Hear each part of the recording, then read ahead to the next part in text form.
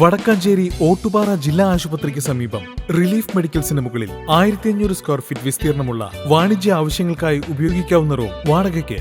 വിശാലമായ പാർക്കിംഗ് സൗകര്യവും 24 മണിക്കൂറും നിരീക്ഷണ ക്യാമറയും നിങ്ങൾക്കായി ഒരുക്കിയിരിക്കുന്നു. കൂടാതെ മുകളിലത്തെ നിലയിൽ 2 ബെഡ്റൂം, ഹാൾ, കിച്ചൺ, 2 ബാത്റൂം അടങ്ങിയ 2 ഫ്ളാറ്റുകളും ഇതോടൊപ്പം ഒരുങ്ങിക്കഴിഞ്ഞു. മിതമായ നിരക്കിൽ ആവശ്യക്കാർക്ക് നഗരഹൃദയത്തിലെ ഈ കെട്ടിടം വാടകയ്ക്ക് ലഭിക്കുന്നതിനായി 8590888153 എന്ന നമ്പറിൽ ബന്ധപ്പെടുക. മുന്നറിയിപ്പുകളും പരാതിയും അവഗണിച്ചു. ഓട്ടുപാറ പരുത്തിപ്പറയിൽ വൻ അപകടത്തിൽ നിന്നും കുടുംബം രക്ഷപ്പെട്ടത് തലനാരിഴയ്ക്ക്.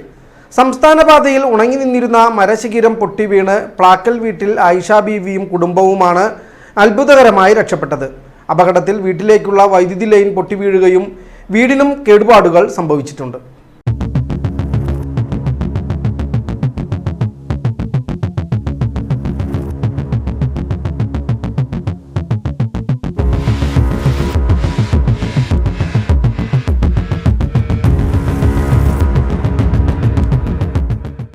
ഒരു വൻ ദുരന്തത്തിൽ നിന്ന് പ്ലാക്കൽ വീട്ടിൽ ഐഷാബിയും കുടുംബവും രക്ഷപ്പെട്ടത് തലനാരിഴയ്ക്ക്. അധികൃതരുടെ അനാസ്ഥയിൽ ഐഷാബിയുടെയും കുടുംബത്തിന്റെയും ജീവൻ തന്നെ അപകടത്തിലാകുമെന്ന ആശങ്കയിലാണ് വീട്ടുകാർ. വടക്കാഞ്ചേരി ഓട്ടുപാറ പരുത്തിപ്രയിൽ വ്യാഴാഴ്ച വൈകിട്ട് 7 മണിയോടെയായിരുന്നു സംഭവം.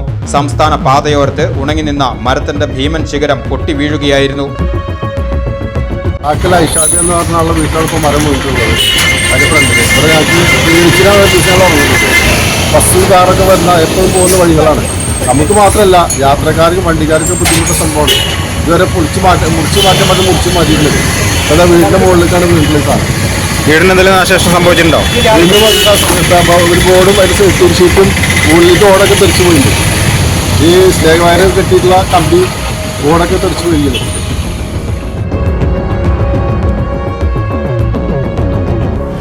അപകട സമയത്ത് പുറത്തുണ്ടായിരുന്ന കുടുംബാംഗങ്ങൾ വേഗത്തിൽ ഓടി മാറിയതുകൊണ്ട് മാത്രം വലിയൊരു ദുരന്തം ഒഴിവായി. ഭിന്നശേഷിക്കാരനായ റഹീമും ഐഷാബിയും അടക്കം 4 പേരാണ് ഈ വീട്ടിലുള്ളത്. ഏറ്റവും പ്രതിഷേധാർഹമായ കാര്യം എന്തെന്നാൽ ഈ അപകടം ഒരു അധികൃതരുടെ അനാസ്ഥയാണ്. അപകടാവസ്ഥയിലുള്ള ഈ മരം മുറിച്ചു മാറ്റണമെന്നാവശ്യപ്പെട്ട് ജനങ്ങൾ പൊതുമരാമത്ത് വകുപ്പിനും നഗരസഭയ്ക്കും നിരവധി തവണ പരാതി നൽകിയിരുന്നു.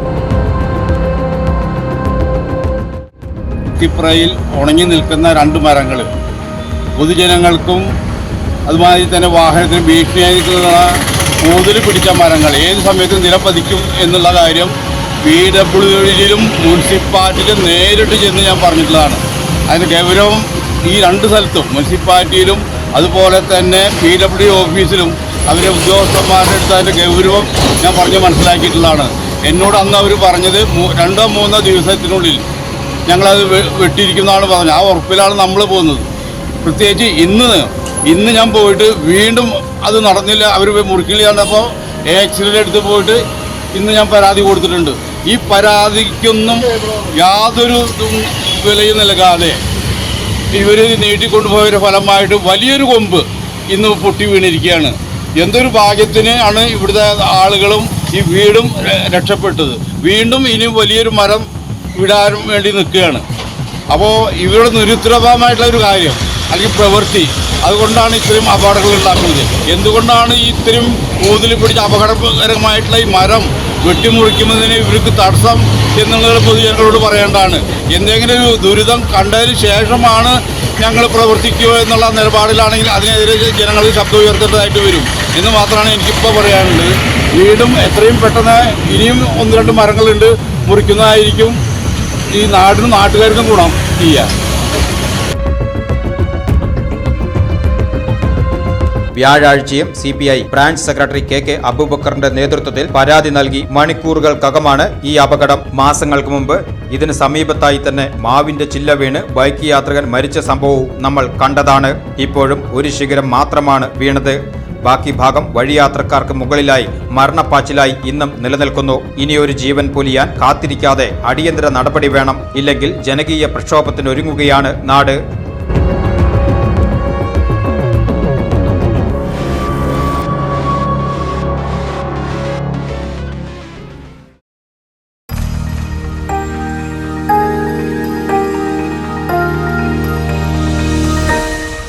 You are watching VCV News.